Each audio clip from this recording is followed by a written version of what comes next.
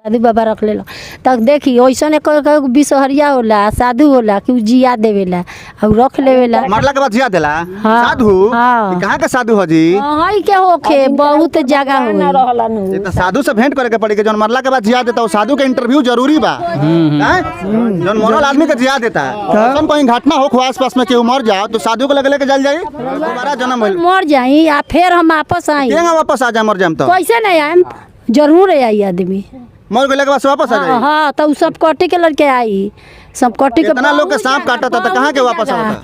बहुत जगह आवेला। कितना सच्चाई बा भैया बताइए खबर। अभी ये तो समझ से बाहर है जी। रोबो समझ में आता है कौन? देखिए सब कटी के 8 दिन तक 7 दिन तक प्राण में छिपा रहेला। अगर कोनो गुनिया बढ़िया भेटा गल तो जिंदा कर सकता। अच्छा सोखा हाँ। कोनो साधु जिंदा कर दे, सांप कटला के बाद जिंदा सांप कटला के बाद ये हो सकता है। जमाने में सांप काटेगा तो अभी जिंदा हो सकता है। उसका प्राण अंदर छुपा रहता है, होता है। मरला के बाद जिंदा हो जाता मरने के बाद में वो छिपा रहता है, तभी ये दबाया जाता है। केले के थम पर उसको दबाया जाता है नदी में, इसीलिए दबावल जाता है कि कहीं वैसे बिसहरिया मिल गए तो वो लड़किया जिंदा कर दी चाहे सियान हो सांप के कटला पर मर गए के बाद जिंदा हो जाए आदमी। हो जाता है बिल्कुल गारंटी के साथ। दिन तक उसका प्राण कई बार हुआ है। क्या बोले हफ्ता दिन तक उसका प्राण अंदर रहता है, कब से घेरा रहता है। हफ्ता दिन तक प्राण उसको अंदर होता है। अंदर रहता है, लेकिन डॉक्टर लोग उसको मृत घोषित कर देते हैं। डॉक्टर लोग कहते हैं कि मर गया, मर गया, मृत घोषित कर। डॉक्टर लोग कुछ चेक करते होंगे 900 चेक करते होंगे, खत्म हो जाता है, लेकिन फिर भी उसका प्राण अंदर रुका रहता है, पता नहीं चलता है। ये कौन पता करता है प्राण? एक सेकंड रुक जाए लोग, नहीं चाची लड़की हम नानू लेके जाए रोवल उनके लगे हम बतियाओ तो सच्चाई दुनिया के दिखावे के बाकी ना कि सांप कटलस बच्चा मर गया फिर जिंदा हो जाता कि 5 साल पहले एगो बच्चा के सांप कटले रहे और 5 साल के बाद वो बच्चा घर वापस आ चुकल बा। हालांकि सबसे बड़ा बात रहा सब कहीं भी बता दी कि बच्चा केहू के पहचानत चिन्हत नहीं थे, लेकिन मौत हो चुकल बा। डॉक्टर भी ये बात के स्पष्ट कर देता। परिवार के लोग ए भरोसा ए उम्मीद पर केला के थम पर सुता के लड़का के 100 के नदी में प्रवाह कर देता कि शायद बिसहरिया का दोन कोनो साधु बाबा होई हन तब बिसहरिया साधु बाबा ना चाची बिसहरिया नु कहत रहनी रुआ बिसहरिया। अपना के यहाँ जवार में तो केहू नहीं खे बिसहरिया नहीं खे ई कहाँ बिसहरिया सुतल बड़े से साधु कहीं लौकते से तब नु मिल जाए तो उठा के आयत कि सब कोई के जियाई खोजन तब बिसहरिया लोग जिया देला। हाँ मरला के बाद और दिया दी जियाद के निशान बा और एगो तिल बा। इहे दूगो मात्र पहचान बा जवना से परिवार के दावा बा कि बच्चा हमार हो। हालांकि 5 बरिस पहले बच्चा के सांप काट देले रहे और ये चाचा हमरा बगल में बैठल बने, इहे चाचा केरा के थम पर ले जाके गंडक नदी में यहाँ के परवाह कर देनी, मतलब कि लड़का के बॉडी के लड़का के शव के परवाह कर देनी। लेकिन परिवार के दावा बा कि हई तिलवा जौन बा और हई कटलका जौन बा इहे हमरा बचवा के रहे छोटका के तो हमरे बच्चा हो। बच्चा के नाम का बता? मनु मनु अरे वो लोग नाम रखला रानी कृष्णा। हाँ कृष्णा। अच्छा पापा के का नाम है? पापा के हरिंदर महतो। रउआ कैसे सिखावता नहीं? पापा के नाम मालूम हो बनी हमरा से ज्यादा अनुभवी बनी। ए चाची लोग रुक जाए लोग बतिया रउआ लोग अपन बात रखे। हम बच्चा के छीन के लेके अपना घरे ना जाए, रउआ लोगन के बच्चा रउआ लोग के लगे रही बच्चा के छीन के लेके ना, लेकिन सच्चाई जाने के चाहिए नु दुनिया सच्चाई जाने के चाहिए कि कैसे संभव बा एक आदमी सांप के कटला से मर गईल और बच्चा फिर से वापस आ गईल, ये कैसे संभव बा? ना जी ना बिल्कुल कोई संभव नहीं है, फिर भी बच्चा आ गया है। चमत्कारी का है ये कुदरत के कौन भगवान वाले के चमत्कार कर देता बड़का चाहे जो भी हो लेकिन दिन भर मेहनत कर जाता 200 रुपया मिलता है। चमत्कार लेकर हटो तने खेला पेला बुझाता है जी हटो सन डरवा के ले पड़े लो। हाँ ये चमत्कारी का है, ये चमत्कारी का है। हाँ चमत्कारी का है, लेकिन ये बात हकीकत है जो हम अपना हाथ से लड़का के केला के थम पर दहवैली एक सारा कपड़ा नाक जौना के हम मरले रही और नाक के भी एक साथे साथे दवैनी। अभी लड़का कहाँ गयल कैसे यहाँ वापस आयल एक बारे में हमने के ये बड़ा का स्थान है। अच्छा ये जी सांप कटर है, ये सांप कटर है बाबू हट हट बाबू हट हाई हटाई हाई हटाई हेलमेट रख रहे होने। अच्छा है जी सांप कटले रहे। बता दी कि परिवार के इहो कहना बा कि 5 साल पहले जब बच्चा के सांप काट देलस तब परिवार के लोग बच्चा के केरा के थम पर लेटा के नदी में प्रवाह कर दियल। फिर वो बच्चा 5 साल के बाद कैसे वापस आ जाई तस्वीर हम दिखावे के चाहे कैमरा में चाहे कि हई बच्चा बात देख सकता नहीं कि यही बच्चा के 5 साल पहले सांप कटलस और बच्चा 5 साल के बाद घर वापस आ चुकल बच्चा के चिन्हता पहचानता कि हमरे घर के बच्चा हो, और 5 बरिस के उम्र में बच्चा के सांप कटले रहे और 5 साल के बाद बच्चा घर से वापस आ चुकल बा। तमाम लोग बाटे, सब हम बातचीत करें। अद्भुत खबर बाटे, सारा लोग यही पर चर्चा करता, तमाम पत्रकार लोग पहुंचता है गाँव में, और गाँव में पहुंच के बच्चा के स्टेटमेंट लेता, बच्चा के परिवार के स्टेटमेंट लेता। ये कैसे हो सकता कि 5 साल पहले जौना बच्चा के सांप काट देहलस और 5 साल के बाद वो बच्चा फिर से अपना घर वापस पहुंचता? सबसे बड़ा सवाल बा कैसे।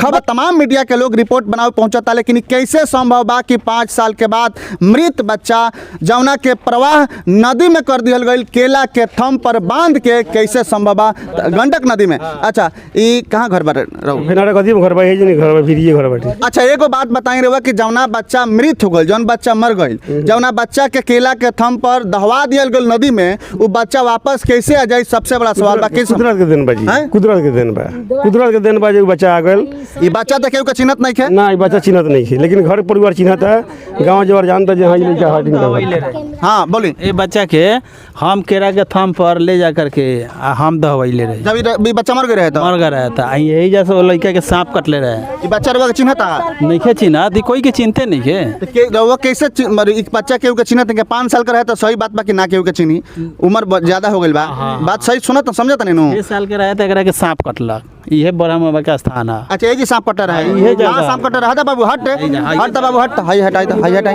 हेलमेट रख रहे होने। अच्छा, हे जी सांप कटले रहे, ये जगह है जे सांप कटले। अच्छा, हे जी सांप कटर है, ए सांप के हम ये पहले ढलाई ना रहे, पहले ढलाई ना रहे। ए सांप के हम ही मरले। सांप करवा मरनी? हाँ, हम ही मरने।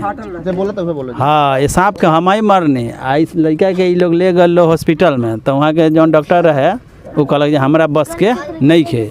तो एगो पंचायत पर डॉक्टर रह सांप काटेला, वो कहल जे ना ई लड़का मर गए। मैंने एगो बताएं कि लड़का मर गए, डॉक्टर कह दले, कह देले। लड़का के मरला के बाद रुआ लोग नदी में ले जाके दबा देनी। नदी में ना ले गई नहीं सर, हमनी के एगो और साधु सारया ले गए रहस न, तो गाड़ी रिजर्व के एगो साधु सारया भी ले गई नहीं सर, गरखा का भी सरया हो, वहाँ ले गई नहीं सर। तो वो साधु कहलन जे ना ई लड़का मर गल बा।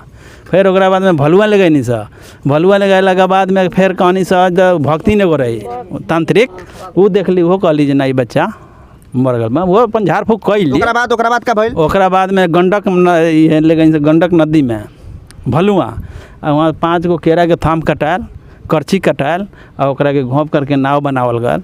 आ नाव बना करके आ ओकरा ऊपर लड़का के जितना कपड़ा रहे। अच्छा, ये लड़का के सुतावल गइल, कैमरामैन साहब के दिखाई, ये लड़का के सुता दिहल गइल ऊपर। हाँ, ये लड़का के सुतावल गल, और ओकरा बाद में के आ सौंपवो के वही पर हमनी के रख दिया, वही जहाँ ई लड़कवा रहे न, वही जा सौंपो के रख दिया। ओकरा बाद में घर के एड्रेस उड्रेस जितना रहे, मोबाइल नंबर, फ़ोन नंबर, वो सब वही पर लिख करके एगो धज्जा में ऊपर करची में टांग दिहल गइल। आ एगो कपड़ा, लाल कपड़ा में एड्रेस बांध करके वही में लगा दिए। एकरा के दहवाइला के बाद में 8 दिन के बाद में फ़ोन आयल कहीं से, माने कोई कैलक जे बच्चा जीवित बा। तो इनकरा घर के परिवार लोग सब गए रहे बाबा धाम, वो नहीं आए रहे हो, फोन वही जैसे न बाबा धाम और से। तो ये लोग गए रहे लोग 5 परिवार जे जाके लड़का के ले आल जाओ, तो फिर वो नंबर बंद हो गया। बात समझे नहीं? फिर ओकरा 1 साल के बाद में फिर खबर आयल जे ना ई लड़का जियत बा, हेजवा आ करके ई लड़का बा ले जा लो। बात समझे नहीं? ठीक ठीक, तब का भइल? ओकरा बाद में फिर ये लोग ढूंढलक लो, लेकिन ये लोग का विश्वास हो गया जे हमार बच्चा जिंदा बा। तो वही आस में लगैले लखल लो, खोजत लखल लो अपन। अब खुदा न खास ई लड़का आके एने अपना एरिया में मिलल ह, तो हक जतावा तरी जे हमर बच्चा ह। और ये लड़का के यादाश्त खो गल बा। ये लड़का के यादाश्त खो गइल बा। रुआ कहतन चाचा की सबसे बड़ा सवाल की रुआ कहतन कि बच्चा के यादाश्त खो गइल बा, लेकिन परिवार के लोग हक जतावता कि बच्चा हमरे ह। हमरे ह, ये से जे एकरा नाक पर है तिलवा बा, आ एकरा कटल के है निशान बा, आ एकर मतारी कहता जे ई हमार बच्चा, महतारी भी कहता कि हमार बच्चा, हमार बच्चा है। माने कि पूर्ण रूप से एकर दावा करतन लोगन कि यही परिवार के बच्चा है। बच्चा है, हाँ। अच्छा, एगो बात बताई कि रुआ तो काफी अनुभव बनी, हमरा से ज्यादा अनुभवी बनी। ए चाची लोग रुक जाए, लोगन बतियावे, रुआ लोगन अपन बात रख। रखे हम बच्चा के छीन के लेके अपना घरे ना जाए रउआ लोगन के बच्चा रउआ लोग के लगे रही बच्चा के छीन के लेके ना लेकिन सच्चाई जाने के चाहिए नु दुनिया सच्चाई जाने के चाहिए कि कैसे संभव बा एक आदमी सांप के कटला से मर गइल और बच्चा फिर से वापस आ गइल ये कैसे संभव बा? ना जी ना बिल्कुल कोई संभव नहीं है फिर भी बच्चा आ गया है। ये चमत्कारी का है ये कुदरत के कौन भगवान वाले के चमत्कार कर देता बड़का चाहे जो भी हो है लेकिन दिन भर मेहनत कइल जाता 200 रुपया मिलता है हाँ, ये चमत्कार है रे लेकर रे हटो रे तने खेला पेला बुझाता है जी हटो सन डरवा कइले पड़े लो। हाँ ये चमत्कारी का है ये चमत्कारी कहाँ है? हाँ चमत्कारी का है लेकिन ये बात हकीकत है जो हम अपना हाथ से लड़का के केला के थम पर दहवैली एक सारा कपड़ा नाक जौना के हम मरले रही और नाक के भी एक साथे साथे दवैनी अभी लड़का कहाँ गयल कैसे यहाँ वापस आयल एक बारे में हमनी के नहीं खे बदल जाता एक मेन प्रूफ बाई तिलवा आई कटल के निशान एक ठो तिल बाटे देख सकतानी कि हई कटल के निशान बा हई देख सकतानी कि कटल के निशान बा यहाँ पर कैमरा में सच्चाई में दिखाओ खातिर कि हई कटल के निशान बा और एगो तिल बा इहे दूगो मात्र पहचान बा जवना से परिवार के दावा बा कि बच्चा हमार हो हालांकि 5 बरिस पहले बच्चा के सांप काट देले रहे और हये चाचा हमरा बगल में बैठल बने इहे चाचा केरा के थम पर ले जाके गंडक नदी में यहाँ के परवाह कर देनी मतलब कि लड़का के बॉडी के लड़का के शव के परवाह कर देनी लेकिन परिवार के दावा बा कि हई तिलवा जौन बा और हई कटलका जौन बा इहे हमरा बचवा के रहे छोटका के तो हमरे बच्चा हो बच्चा के महतारी के हटे रोड़ा महतारी हई तो बच्चा चिन्हत नहीं रुआ रुआ के बच्चा चिन्हता ना रुआ के बच्चा तो नहीं चिन्हत का कि 5 साल का रहे छोटी चुकी रहे याददाश्त नहीं के का कहतन चाची बोली बोली बोली चाची बोली बोली बोली ओकर माने अथी बदल जाला फिर उ तो दोसर हई मती एकर बदल गइल बा रुआ का कहतन मती बदल गइल बा ना बदली दोबारा जन्म भइल मर जाई या फिर हम वापस आई केंगा वापस आ जा मर जाम तो कैसे नहीं आएम जरूर आई आदमी मर गइले के बाद वापस आ जाई हाँ तो उ सब कटी के लड़के आई सब कटी के कितना लोग के सांप काटा था तो कहाँ के वापस आता बहुत जगह आवेला कितना सच्चाई बा भैया बताइए खबर अब ये तो समझ से बाहर है जी रोबो समझ में आता है खबर देखिए सब कटी के 8 दिन तक 7 दिन तक पराने में छिपा रहेला अगर कोनो गुनिया बढ़िया भेटा गल तो जिंदा कर सकता अच्छा सोखा हाँ। कोनो साधु जिंदा कर दी सांप के कटला के बाद जिंदा कर सांप कटला के बाद हैं? नहीं ये हो सकता है पुराने जमाने में सांप काटेगा तो अभी जिंदा हो सकता है उसका प्राण अंदर छुपा रहता है होता है मरने के बाद जिंदा हो जाता मरने है के बाद में वो छिपा रहता है तभी ये दबाया जाता है केले के थम पर उसको दबाया जाता है नदी में इसीलिए से दबावल जाता कि कहीं वैसे बिसहरिया मिल गए तो उ लड़का जिंदा कर दी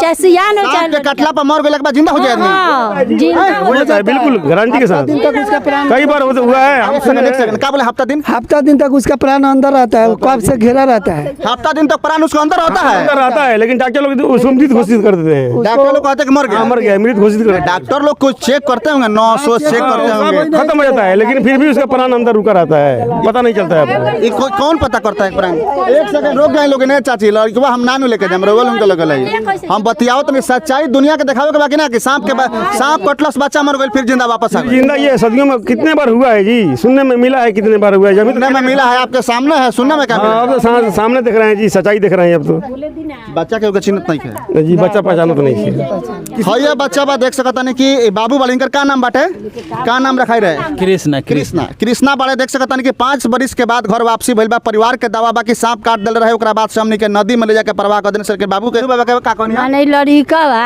हमसे पूछाता तो कहता हमर साधु बाबा लगे हम रहनी हो साधु बाबा रख ले तब देखी वैसन बिसहरिया होला साधु होला कि उ जिया देवेला और रख लेवेला मरला के बाद जिया देला हाँ। साधु हाँ। कहाँ के साधु हो जी हई के होखे बहुत जगह होई ये तो साधु से भेंट करे के पड़ी कि जौन मरला के बाद जिया देता वो साधु के इंटरव्यू जरूरी बा हैं? जौन मरल आदमी के जिया देता है हम कहीं घटना हो आस पास में केहू मर जाओ तो साधु को लगे लेके जल जाई लेके जाएगा पड़ी साधु को लगे ले जाई तो पता चले ना कि कौन जियौले बा तब वो साधु के लगे ले चल जाई और साधु हो साधु का लगे बच्चा जाई जरूर ना ना और केहू के सांप काट लो सब आदमी मर गइल तो पता चली नहीं कौना साधु के लगे रोला बाबू हाँ बिल्कुल बिल्कुल उसके पास लेकर लेकिन ये तो पता नहीं का चलत कि कौना साधु के लगे ना ये पता नहीं कौन साधु रहे साधु के पता का जरूरी है हाँ साधु के पता का जरूरी है लड़का के बताओ का पड़ी लड़का का बतावे के पड़ी हम कहाँ रही तो लड़का बोलत नहीं का बोलत लड़का कुछ नहीं खे बोलत लड़का ने क्या बोलत ना मानसिक तौर से तोरा दिमागी हालत अगर खराब बा दिमागी हालत एकर खराब बा त तनी हमरा के बैठे दे में तनी उठ जाए तनी चाचा उठ जाए तनी बाबू से कोशिश करी 2 शब्द बाबू बोल देस तो बाबू का नाम होता हार नाम का बता हार मोनो मनु मनु अरे वो लोग के नाम रखले रहनी कृष्णा हैं? हाँ कृष्णा अच्छा पापा के का नाम है पापा के हरिंदर महतो ए रउआ कैसे सिखावता नहीं पापा के नाम मालूम बा ना कहाँ रहल है बाबू कहाँ रहल है ई त ख्याल होई जे कहां हम कहाँ रहल है कोनो साधु के लगे रहल है हां कहाँ माँ कहाँ माँ गांव जवार के नाम गांव जवार बताओ जे कहने कहने कहाँ रहल है बात बोल स्कूल में पढ़त रह वो जी के जी रहल है साधु हैं साधु साधु के लगे हां खाना पीना कहाँ से खात रह खाना खाना ना खात रह पानी पियत रह हां कहाँ से पानी आवत रह बड़ी दूरिया से हां ऐसा लड़का वापस लौटता जौना के डॉक्टर भी डिक्लेयर कर देता कि लड़का के सांप कटले बा लड़का के मौत हो चुकल बा डॉक्टर भी ये बात के स्पष्ट कर देता परिवार के लोग ए भरोसा ए उम्मीद पर केला के थम पर सुता के लड़का के सौ के नदी में प्रवाह कर देता कि शायद बिसहरिया का दोन कोनो साधु बाबा होई हन त बिसहरिया साधु बाबा ना चाची बिसहरिया नु कहत रहनी रुआ बिसहरिया अपना के यहाँ जवार में त केहू नहीं खे बिसहरिया नहीं खे ई कहाँ बिसहरिया सुतल बड़े से साधु कहीं लौकते से तब नु मिल जाए तो उठा के आयत के सब कोई के जियाई आय खोजन तब लोग बिसहरिया लोग जिया देला भेजा हाँ मरला के बाद हाँ दिया दी जिया दी हाँ वैसन होई ओकरा सहन शक्ति तब जिया दी परिवार के दावा बाकी बिसहरिया कोनो साधु होला उहे साधु ए लड़का के जियवले बा और उहे साधु रखले रहला पोसले रहला पलले रहला उहे साधु अपना शरण में लड़का के रखले रहला ई परिवार के दावा बा